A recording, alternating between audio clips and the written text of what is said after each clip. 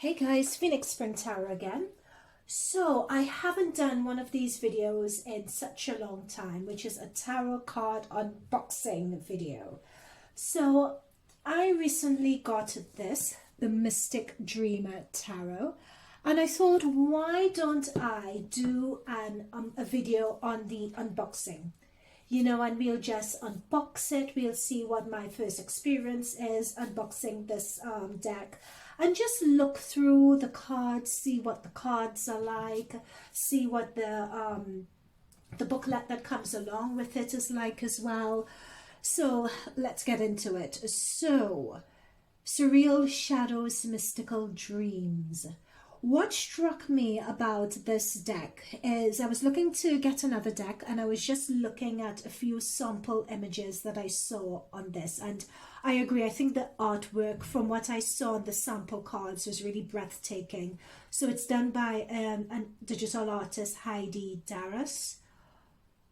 And then there's a companion guide to accompany it as well. So this is what the box looks like, quite a sturdy, lovely box. So it comes with a box, 78 deck of cards, 240-page companion book, easy to follow instructions using tarot for dream work and divination, and a friendly introduction to tarot and reference guide for beginners. Okay, so let us get into this and see what this is all about. I got this off Amazon, and the price of the box was £25. However, I did see some, and with the state of the pound these days, chances are £25 is probably 20 US at this point.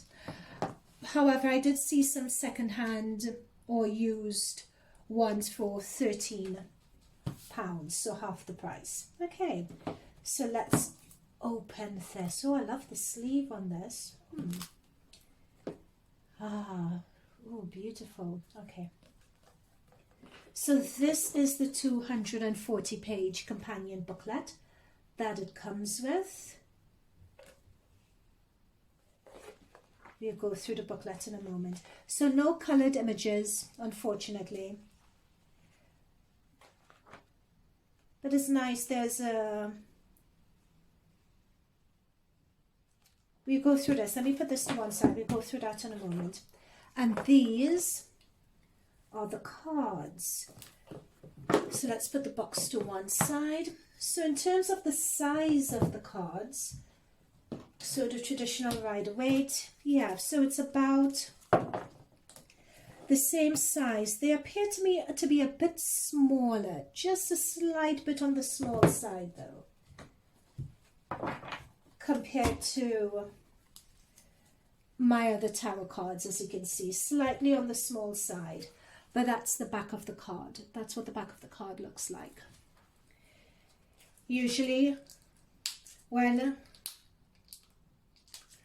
I always like a nice colorful back of card, particularly when I'm doing picker cards, cards that really strike, cards that really, where the back of the card really stands out and is very inspiring, that's what I particularly like.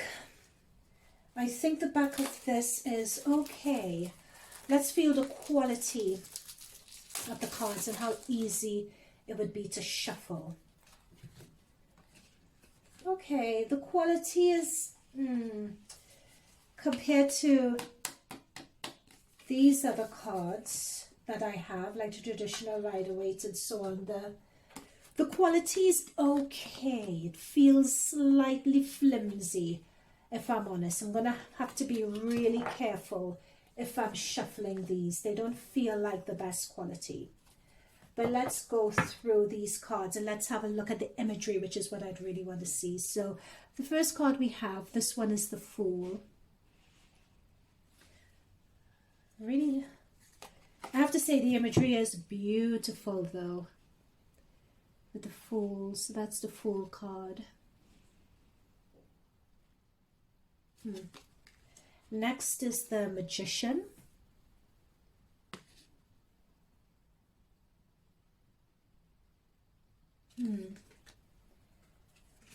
And next we have the High Priestess.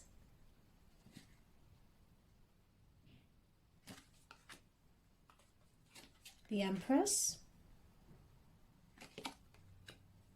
These cards are quite flimsy actually. The Emperor. Yeah, you can see it's digital artwork, that's for sure.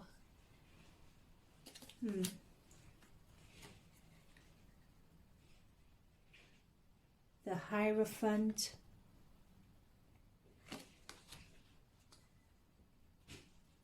The Lovers. There's a lot of dreamscape energy going on here. The Chariot. Strength.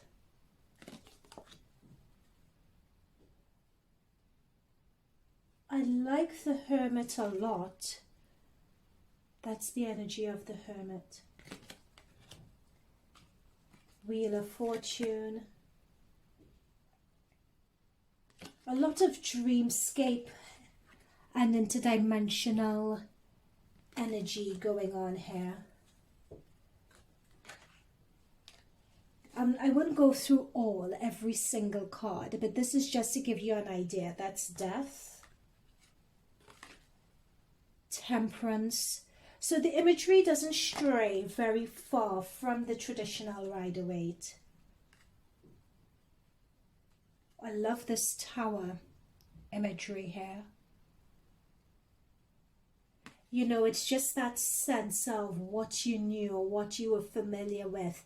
Just what covers that, just being blown open and something else descending. A lot of destruction in its wake, but it's the possibility and the potential of something new that comes into being. In fact, at this point, as we're on the Tower, let's just have a look at the book and let's just see what descriptions the book gives, how detailed the descriptions are, how they could potentially support someone new to tarot. So the description for the Tower: on top of a stony hill stands a delicate glass domed tower. Two sides are supported by sculpture of human figures. Oh God, I didn't even see that. Oh yeah, that's true. Two sides sculpture of human figures. The moon is perfectly positioned to shine through the sides of the tower. Okay, so that was the moon. Okay, we missed that. This lovely structure is hit by lightning and destroyed. The tower represents material ambition, ego-driven thinking, or a faulty belief system, a relationship, or a way of life. The lightning is an event that causes spiritual insight, which leads to the destruction of false thoughts, beliefs, and practices. This card's simple image indicates a major change in your life or belief system. Be prepared for emotional upheaval and distressing events. This bolt from the blue, this event will create a spiritual epiphany that would allow you to eliminate all that is no longer useful or good for you. Lies and half-truths will be revealed. It is a sort of purification. Whatever is solid and good will remain. You will have a foundation that has survived trial by fire, and you can rebuild with confidence once the dust has settled. If reversed, this card implies, so this is the reverse.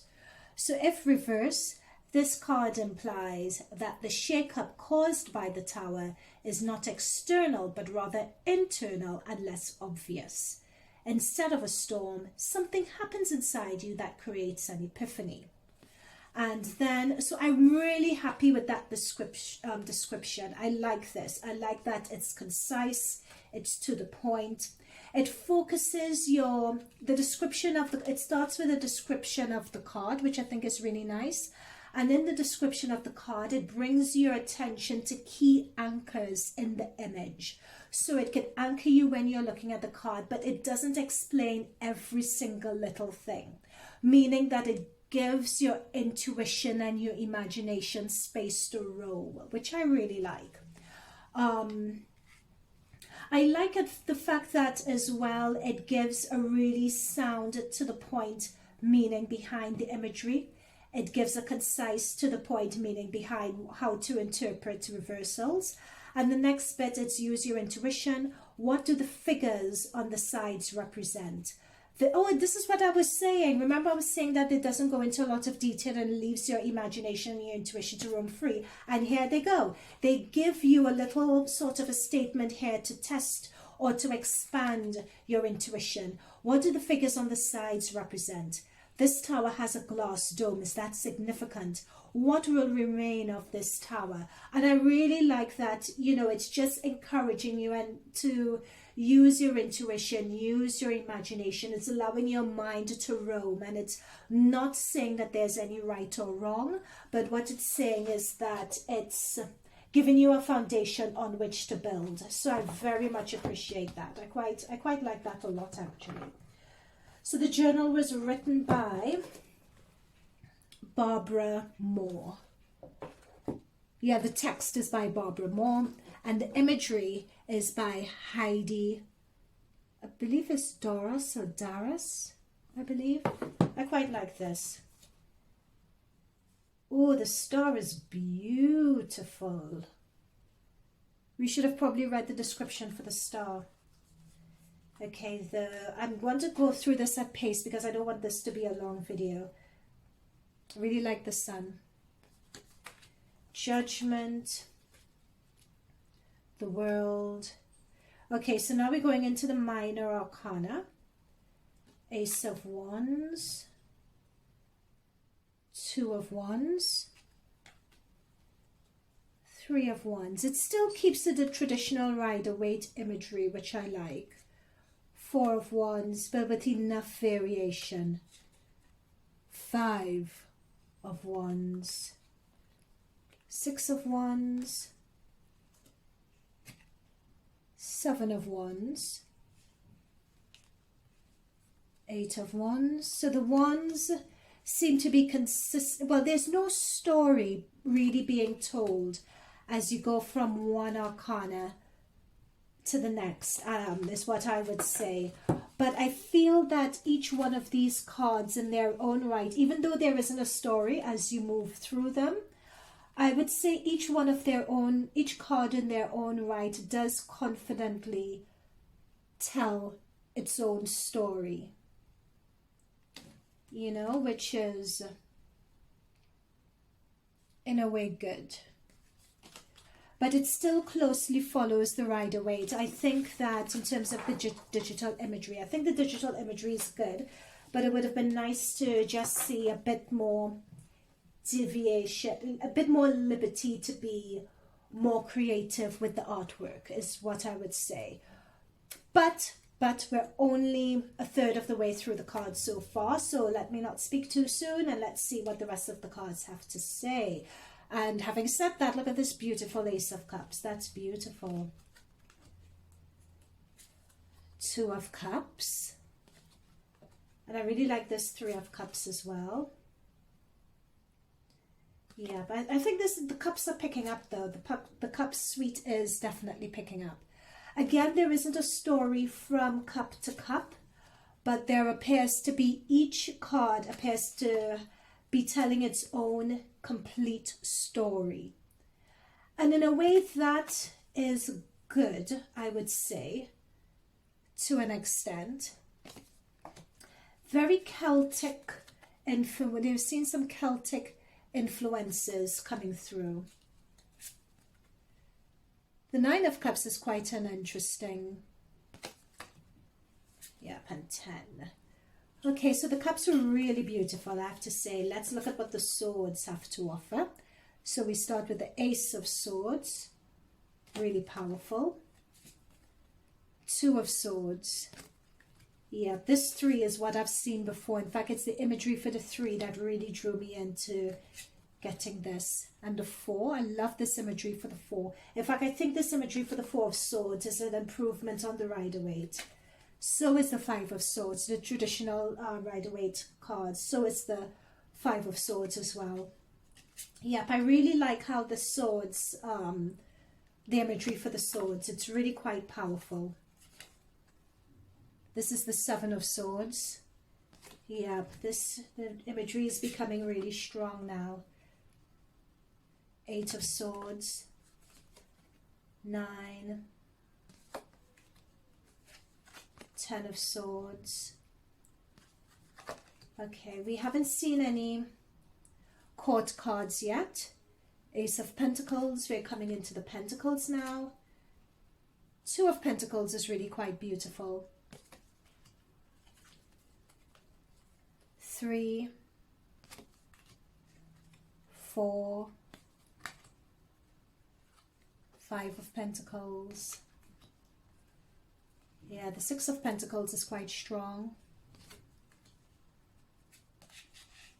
7, 8, 9 of Pentacles, 10 of Pentacles.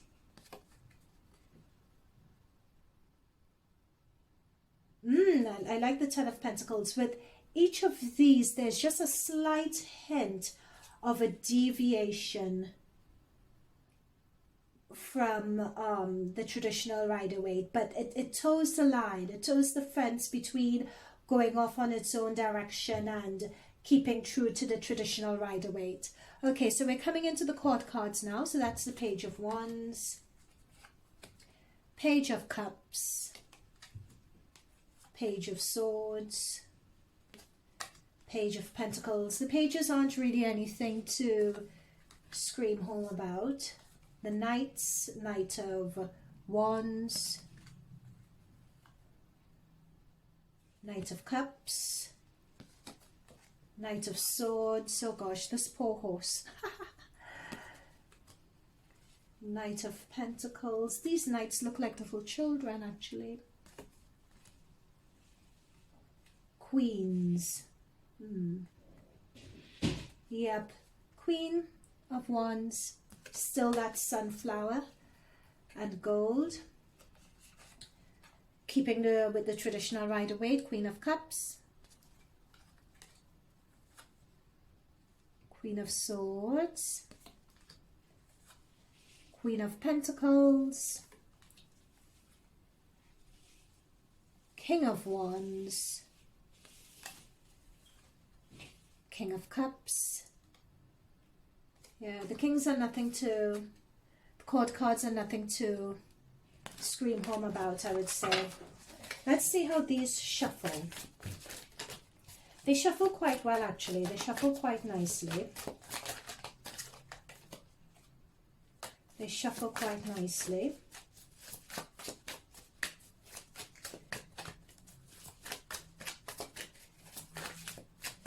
Yeah, having said that, even though they feel a tad flimsy, they do shuffle quite well.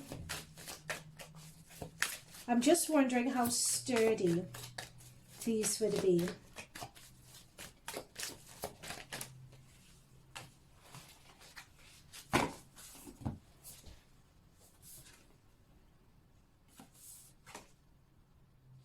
Definitely a dreamscape sort of energy, but I would say that the imagery with these is so strong that these are the cards that I feel you really need to take time to study and to understand. And they appear to me as well, everyone uses cards and uses their intuition in their own way, but to me it would take time to really pick up on the type of reading that these cards would be best suited for, I think, as well. Okay, so let's do a reading into what to expect for the upcoming week, and let's see how these cards work. Okay, so let's do a 3-card, whoops. Let's do a 3-card spread into what to expect for the upcoming week. A 3-card spread on what to expect for the upcoming week.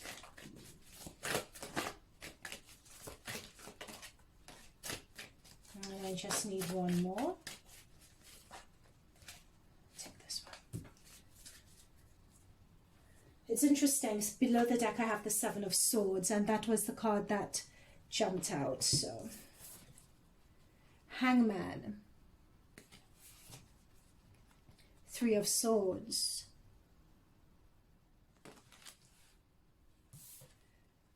Ten of Wands, and then we have the Seven of Swords under the deck here.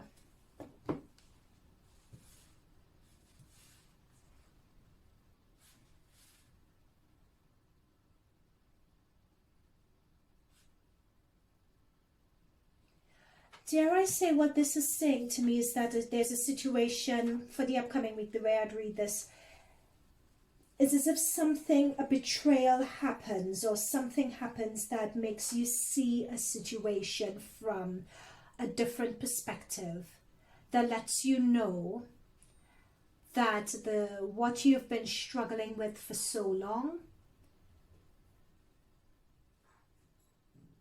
it makes you question whether it's worth it, whether it was justified or not.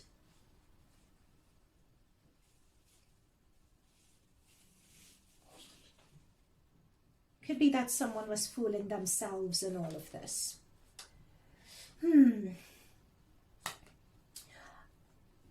I would say that some cards you could pick up, and they're very easy to do readings with. I would say this deck, from this initial spread and so on, it's a tad more difficult to do readings with this deck. Even though the imagery at first glance is beautiful, I find a lot of the detail on the imagery quite difficult to pick up on. And this is where it comes into what type of reader are you. So with some readers would like a lot of imagery on their cards. They would like a lot of metaphors and so on in their symbols and so on in their cards. Some people may prefer very plain cards, you know, without much imagery on them, so their imagination and their intuition just flows. You know, it's really understanding what way, how you work, how you operate. I would say with these cards, for me, because the imagery isn't that out there, some cards, like I think it was the Cups deck, had the Cups Minor Arcana, the imagery was really powerful there.